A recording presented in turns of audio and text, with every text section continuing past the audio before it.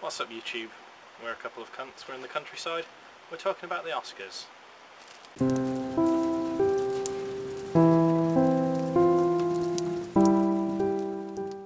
Well, the 84th Annual Academy Awards have been and gone, and the surprises were all in the nominations, it seems.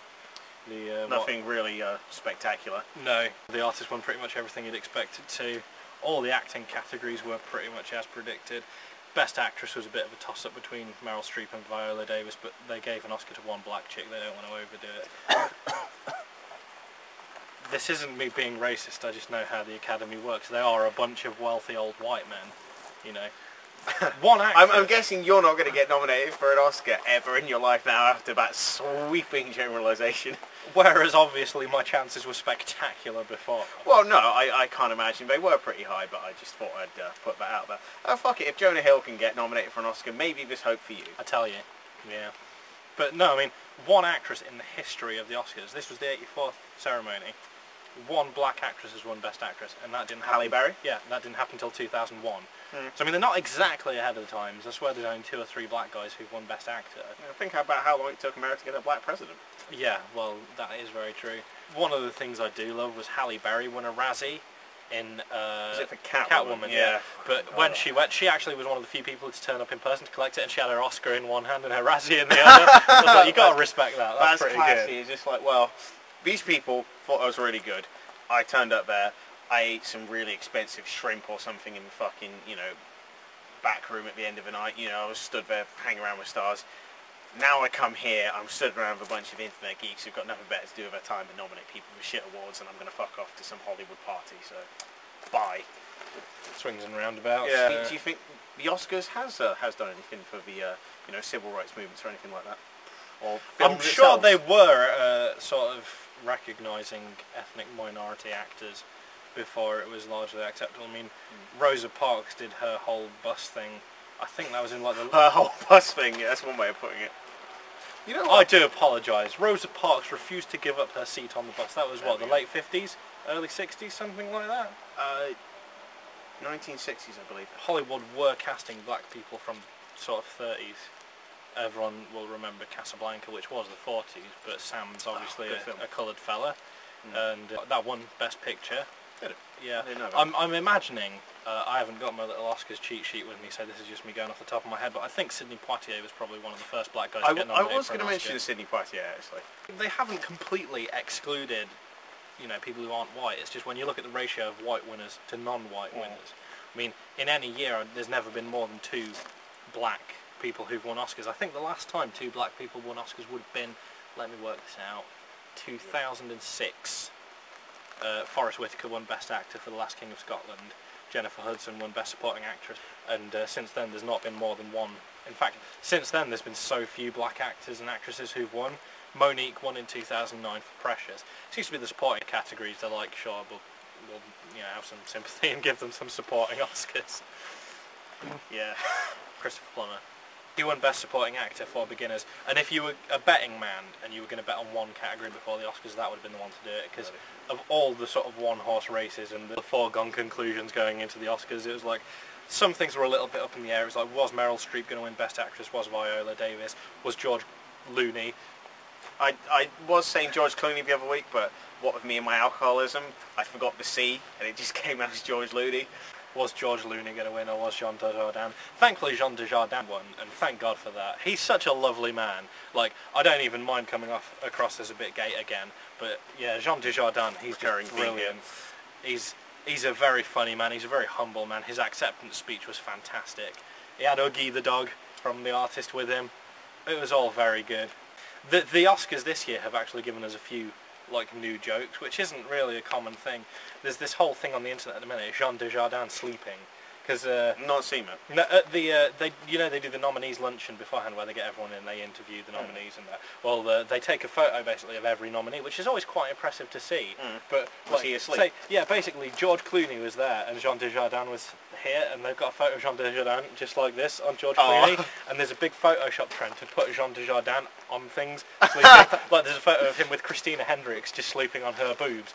And you know the episode of Friends where Joey and Ross keep taking naps? There's one of those two napping with Jean Dujardin sleeping on top of them. You can almost like superimpose him on like people planking or Yeah, something like that. There's all Has that sorts been of done? shit, Excellent. yeah. But then they always take photos of the winners afterwards. They usually get like all 4 acting winners there. And there's a photo of Jean Dujardin and Meryl Streep. And he's like this on Meryl Streep. It's so good. It's like, I reckon he's actually seen that and gone, I'm totally going to play It's up like, to that. I love it when people become self-aware and do stuff like that. Definitely. The other one, I don't know if you'd have heard of this, is Angelina Jolie's right leg is now very, very famous.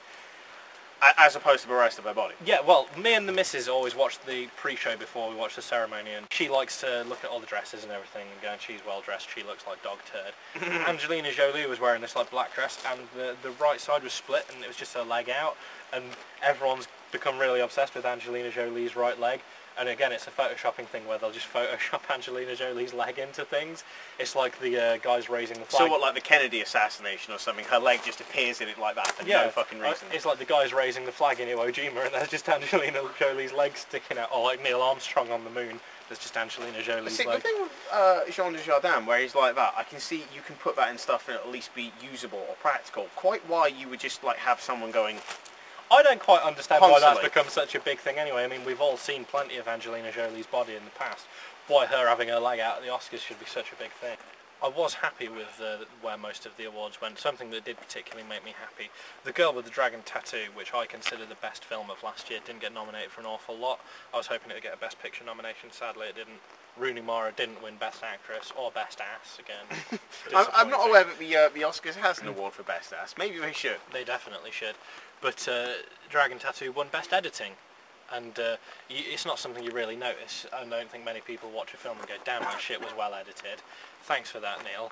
I'll have to edit that out. That was quite cunning. Camera. That was quite cunningly put in, actually, though. We should really keep that in just to show, hey, look, we could have taken this shit out, but no. You know, we left it in. This might make you appreciate the hard work and effort you go to edit out all the gibbery that we get up to. Well, we mentioned the Razzies. I think I could get nominated for the Razzie for Worst Editing, because I've often thought the editing on this shit is somewhat amateurish. We'll be talking about something and then it'll be like, whoop, no, something else, and then whoop, and then you're like naked. Yeah, but it's... it's like... It's not intentional, it's just that we sort of wander so much and shit just happens, and it's like, I've got to cut that. It doesn't make a lot of sense. I think it's better, actually, the way that we'll be sort of like stood one place and stood another, and we sort of drop in and out of things. Because I think if you just literally have it, say 5-10 minutes on a continuous, you know, progression, it's funnier and sometimes more insightful to cut shit up. Yeah, it definitely makes it better that we're like the fucking Beastie Boys or something. You don't notice editing very often, but watching the Dragon Tattoo I actually did notice. I was like, the editing on this is really good, so I'm glad that won. I'm glad that George Clooney didn't win. It seems like your curse is actually I was going to mention about working. my predictions and stuff. Like, how did that do? I can't really remember what I said, but... You said The Descendants would win Best Picture, you said Looney would win Best Actor. Neither happened. Excellent. And it was looking like Looney would win Best Actor. You're going to keep doing that now, Oh my, yes. When we were watching the Oscars, every time George Clooney we came on, we were like, oh, there's Looney. Brett McKenzie of Flight of the Conchords fame won Best Original Muppets. Song. I couldn't believe that. It's like one of those guys from Flight of the Conchords has an Oscar. That's just bitching. I'm really happy about that. And for the Muppets as well, so it's like doubly good. I still haven't seen that film and I really want to. No, I haven't seen it either, but the Academy are actually getting a bit better at recognising different, you know, genres and stuff. I mean, it was only, 2 years ago, they actually nominated District 9 for Best Picture, which was a really left field decision. District 9 is kind of funny for me, because the first thing, like, I'd literally seen about a few days beforehand, I don't know why, and it ruined, I say ruined, really put a spin on the whole film for me. I saw the Alan Partridge episode with the South African guy in, and literally throughout the entire fucking film, all I could hear was, Ellen, I can't see you. Like, literally, that's all I could hear. The accent was distracting enough without And then, that. then I had my mate who I was watching it with going, diplomatic immunity. I was just like, seriously, I'm trying to take this fucking film seriously. One horror film has won Best Picture, being Silence of the Lambs. So few others have been nominated. The Exorcist got nominated for Best Picture, as did The Sixth Sense. I think Carrie may have done. It got nominated for Best Actress and Best Supporting Actress. Don't know if it got nominated for Best Picture. That is literally all I can think of. Comedy's another one that doesn't tend to do very well at the Oscars, but I mean, really impressive this year. They nominated Melissa McCarthy for Best Supporting Actress for Bridesmaids. That's like a Judd Apatow dick and fart joke comedy. I can't fucking stand that film. Comic book movies, they're another one that the Academy doesn't tend to recognise. Both Iron Man films got nominated for Best Visual Effects.